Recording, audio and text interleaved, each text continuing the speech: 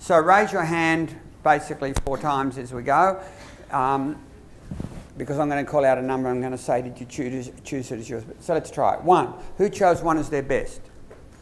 Now look around, let's see if I can get this about right. About 40%, so if you wrote 40%, don't count them, it's quicker this way. We don't have to have exact. Who wrote it as their worst? About 20% maybe, not even that, 15%. Who wrote 2 as their best? About 25%, I suppose, I don't know. Worst? Ooh, I'd say we've got at least 70, won't you reckon? 75 maybe, yeah. Who wrote 3 as their best? And again, 75, 80 maybe, I don't know. Who wrote it as their worst? 0 practically. Okay, 1%. Who wrote 4 as their best? About 50, maybe 55. As their worst? 10. 7%, there you go, 7.3%. What are we up to? 6, 5. Who wrote 5 as their best? 10%. Worst? 25% maybe, 20%. 6 as their best? About 30%, 35%. 6 is their worst? All the maths teachers. About 15%. 7 is their best. 3%, 2%, 3%. As their worst? About 80%. Okay, so that's that.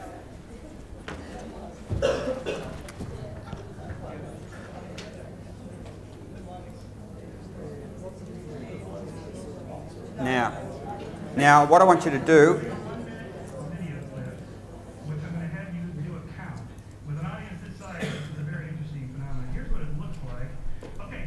Just do what he says. Can you hear? 3 black shirts. There's 2 basketballs. They're passing it back and forth. Your task is to count the number of passes in 1 minute between the white shirted students. Just do what he says. Number of passes. They're going to be moving around, so it's complex. I want to show it to you.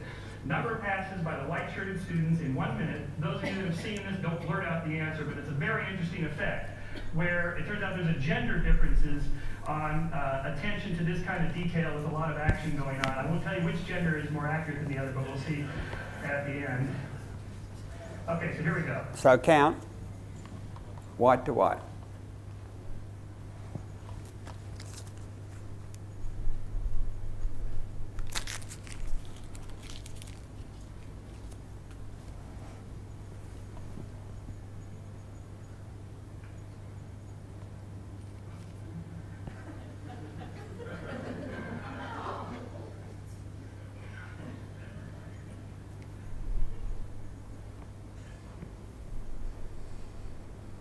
Okay, how many did you get? Quick. 17, 16.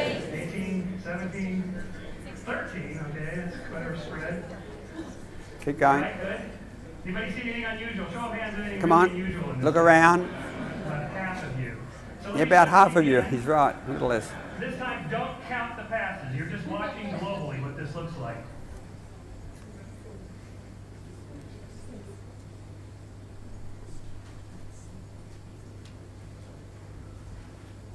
It's actually less than half of you. It makes sense. Some of you would have seen it before as well.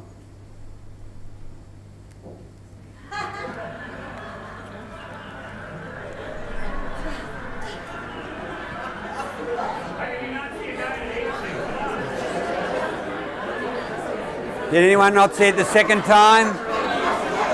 Do I need to play it again?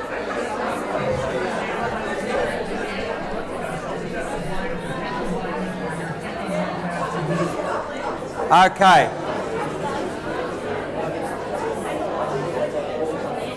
Did anyone not see that the second time? Would you like me to play it again? I've had people who forced me to play it 3 times, I must tell you. I've even shown it to some people twice, and the second time they didn't see it. So the question is, how can you not see something as obvious as a person standing in the middle of the frame, walking in a gorilla suit, and then walking out? How can you not see it? And the answer is because you're not built that way.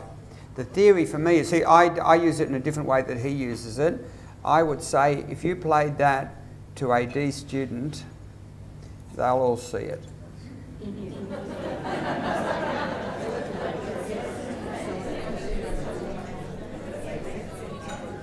And that's very important to know. They will all see it. So, what are we doing here? We're playing. We're playing with what I'm going to give you. I'm going to give you really what I think is a devastatingly simple theory, which if it were true would be horrible.